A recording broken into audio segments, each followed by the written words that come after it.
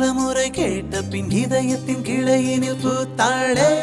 அடி முதல் நுனி வரை அவளது நினைவுகளாக அழகாய் தொலைந்தேனே